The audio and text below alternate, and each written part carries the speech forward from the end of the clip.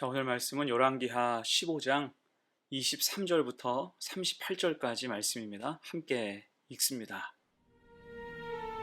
유다의 왕 아사랴 제50년에 므나헴의 아들 브가히야가 사마리아에서 이스라엘 왕이 되어 2년간 다스리며 여호와께서 보시기에 악을 행하여 이스라엘로 범죄하게 한 느밧의 아들 여로보암의 죄에서 떠나지 아니한지라.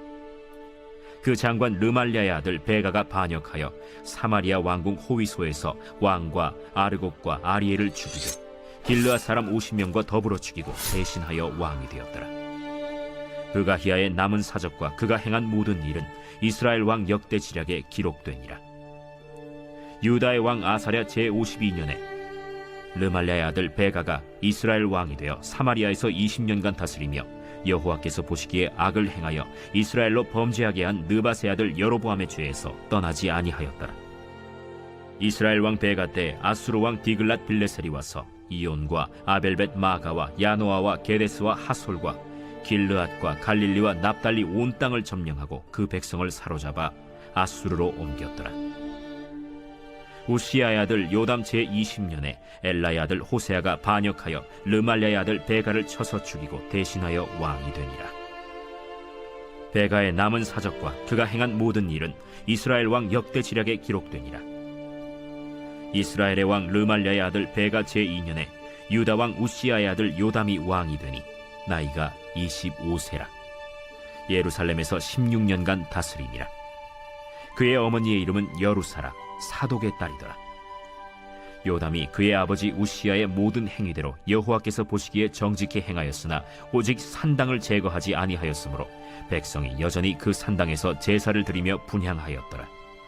요담이 여호와의 성전의 윗문을 건축하니라. 요담의 남은 사적과 그가 행한 모든 일은 유다 왕 역대 지략에 기록되지 아니하였느냐.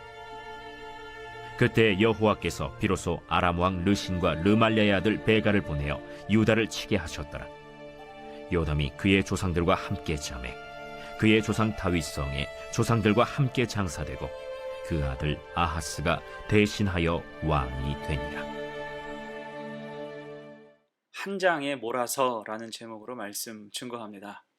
열왕기하 15장에는 7명 왕들의 통치 행적을 간략하게 전하고 있습니다. 남유다 왕이 2명이고 북이스라엘 왕이 모두 5명이에요. 이때 사실 7명의 왕을 한 장에 기록한다. 그 뜻이 뭘까요?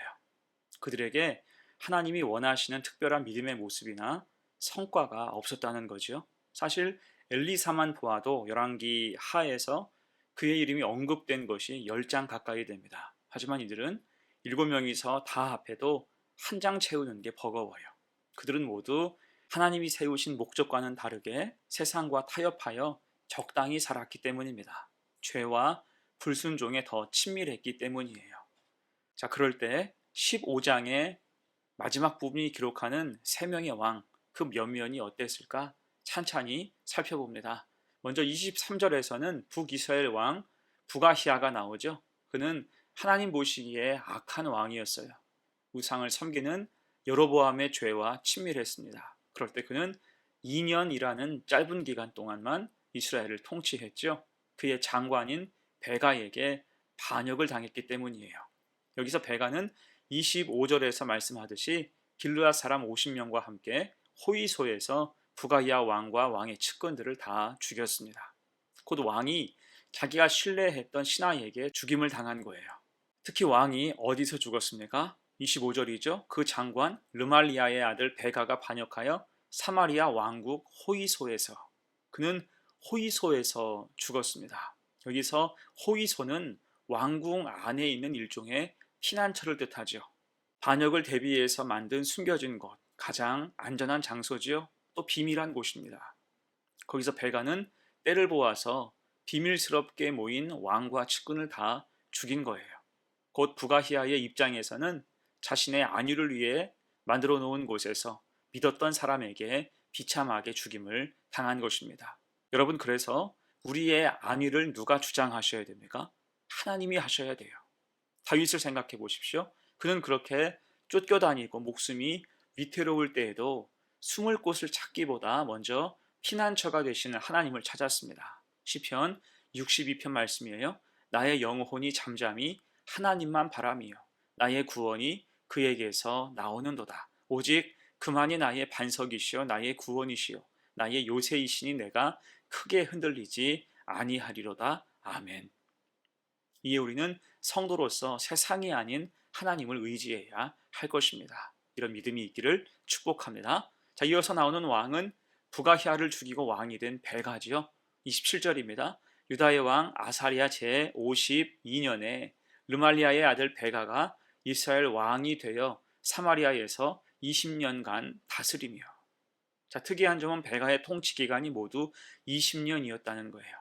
사실 벨가보다 앞선 북이스라엘 왕들 4명의 통치 기간을 합한 것보다 벨가의 통치 기간이 더 길어요. 이 말은 벨가가 북이스라엘의 불안정했던 정세를 안정시켰다는 뜻이죠. 특히 벨가는 당면한 문제를 해결하는 일에 과감했지요. 그 당시는 아수르가 신흥 강대국으로 부상했던 시기입니다. 이로 인해서 근동의 모든 나라가 긴장하고 있었어요. 이때 벨가는 선제적으로 아수르를 견제하기 위해서 아람과의 연합을 제안했지요. 이것은 대단히 의미심장한 일이었습니다. 여러분, 아람이 어떤 나라입니까? 지금껏 북이스라엘과 잦은 전쟁을 해왔던 적대국이었어요. 곧 벨가는 위기를 헤쳐나가기 위해서 이전의 적과 손을 잡은 것입니다. 또한 그것으로도 부족하다 생각했는지 남유다도 그들 동맹에 합류시키려고 했지요. 그렇게 벨가는 국내외 정세를 안정화시키면서 백성들의 신망을 받았어요. 하지만 하나님의 시선은 전혀 달랐죠. 28절입니다. 여호와께서 보시기에 악을 행하여 이스라엘로 범죄하게 한 느바세 아들 여로보암의 죄에서 떠나지 아니하였더라.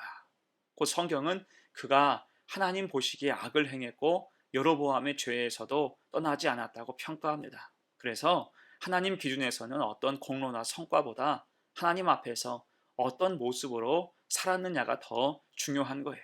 하나님은 중심을 보시기 때문입니다. 자, 그리고 결국 벨가는 자기가 주도한 인간적인 연합의 한계를 드러냈고 아수르에 의해서 큰 위기를 맞이하게 되죠. 29절에서 나온 것처럼 아수르 왕 디글랏 빌레셀이 북이스라엘로 쳐들어왔기 때문입니다. 이때 여기서 도저히 막을 수 없어서 동쪽과 북쪽 땅을 다 내주었고 백성들을 포로로 빼앗기고 말았어요. 처참하게 무너진 거지요. 그러면서 자신했던 민심도 돌아섰습니다. 땅도 황폐해졌고 많은 백성들이 포로로 끌려갔으니 불만이 가득해진 거예요. 결국은 30절이죠. 우시아의 아들 요담 제 20년에 엘라의 아들 호세아가 반역하여 르말리아의 아들 벨가를 쳐서 죽이고 대신하여 왕이 되니라. 엘라의 아들 호세아가 반역을 일으켰어요.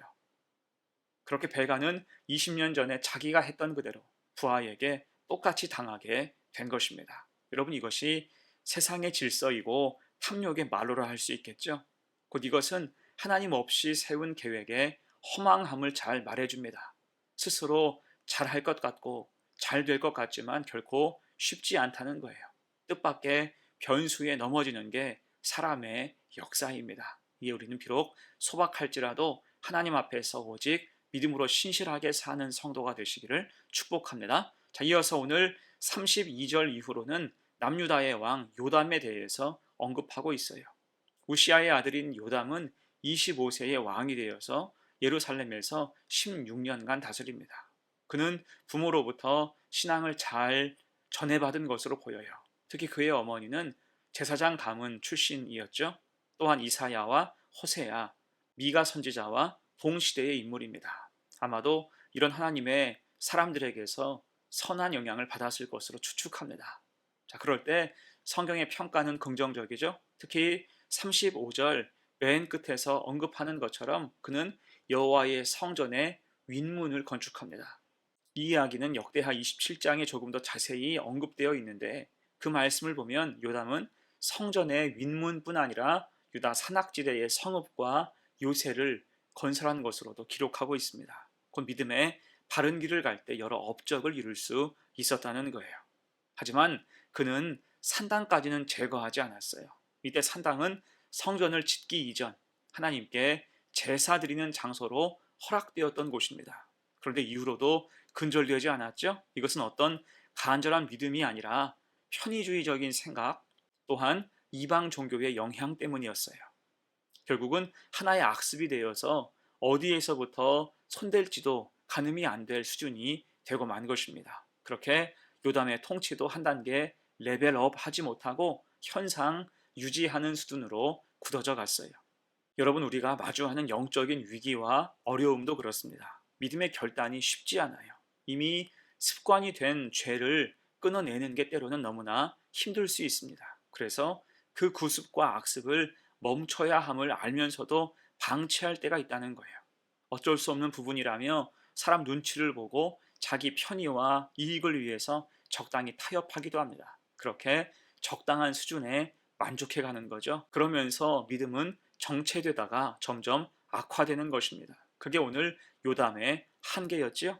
자, 이제 말씀을 마무리하면서 우리는 하나님이 어떻게 보실지, 하나님이 무엇을 원하시는지 생각해야 됩니다. 곧 하나님이 우리의 주인 되심을, 하나님이 목적에 맞게 우리를 부르셨음을 잊지 말아야 한다는 것입니다. 그래서 겸손하게 하나님 앞에서 믿음으로 살아가야 돼요.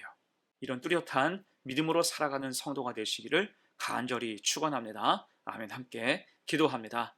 은혜 하나님, 오늘 여러 왕의 이야기를 보면서 믿음의 교훈을 얻게 하셔서 감사합니다. 하나님이 우리의 의지와 소망이 되어 주셔서 세상 속에서 변함없는 믿음의 백성으로 살아가게 하옵소서. 주 앞에서 어떤 성과나 업적을 내세우기보다 하나님 앞에 우리가 어떠한가를 보게 하시며 겸손함으로 하나님과 동행하여 살아갈 수 있는 복된 성도들이 되게 하옵소서. 감사드리며 예수님의 이름으로 기도하옵나이다. 아멘.